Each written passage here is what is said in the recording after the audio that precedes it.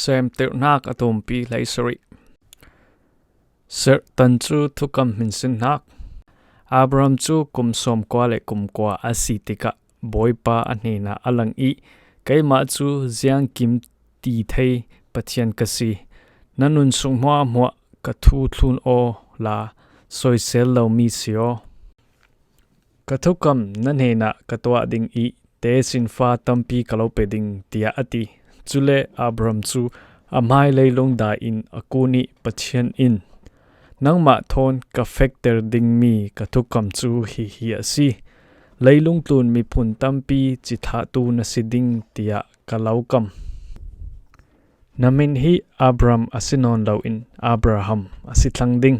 zenga tile mi phun tampi I pa a kalau to ding te sin fa tampi kalau pe ding I a hrek khachu sang phrang tla an siding te sin fa tampi na nei ding I mi phun tampi a an chang ding kathukam chu ka factor ding I nangma le na te sin fa pol ne na sankhat nu sankhat kum khat dai thukam nak asiding kaima chu na pathian kasiding I na te sin fa pol I pathian khal kasiding atu na nakram mikhwal na si nakram hi nangma le na te sin fa ne na kalau pe ding kanan ram mo hi kumkhwa in nata asiding I kaima chu na pathian kasiding tia ati chui nuwa pathian in Abraham ne na nangma khal in kathukam chu na factor pai I na thlun pai na te sin fa pol khal in sankhat nu sankhat an thlun ring pai nangma le na te sin fa pol in kathukam nan factor nak dinga mi pa mo in ser nan tan thlu pai atu thokin mi pa po chu niriat anti nia an ser nan tan ding nan in sung suak sal si se ramdangi nan lei mi sal si se nan tan thlu ding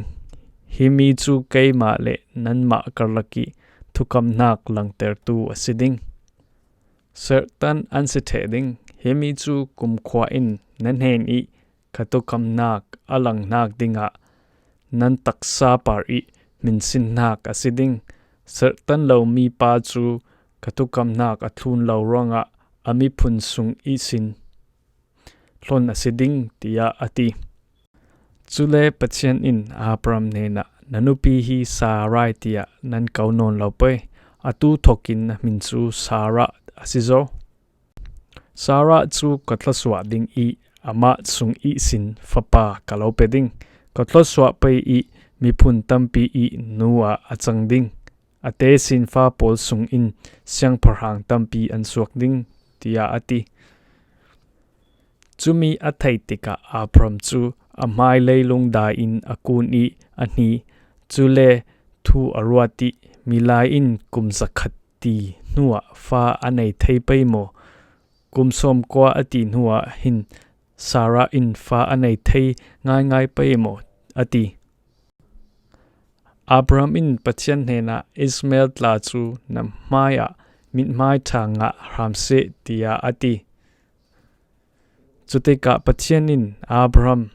chuti in asilo nanupi Sara hrim in fapa alo ding I amina Isak tia nan kauding ama nena sise atefa sin pol nena sise kathukam chu ka factor ding zianga tile kum khwadai thukam na kasi nang in Ismail thu a idil I ka thaizo kai in katwa ding mi chu heti in asi Ismail chu kotlaswa ding I te fa tampi le te sin fa tampi ka peding ama chu siang phrang hlei ni I pa a achang ding ate sin fa po chu mi phun tum zeta ka chang ter ding mai kum tu tik chu a Sarah I hrinding mi na fapa Isak ne na katukam ka heter ding tia ati chule Abraham ne ni thusim athe tika pathian chu a fe san Ajui sun roria pathian I asimta vekin Abraham chun afapa Ismail le asal mo in suak sal sise alai mi sal sise a in sungi a mi pa pau an ser an tan the hai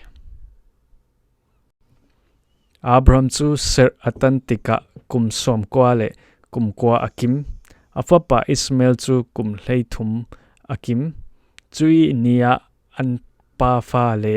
an in sung I a mi sal hma thon ser tan tlang an si Seemtirnak atum pi hlei sari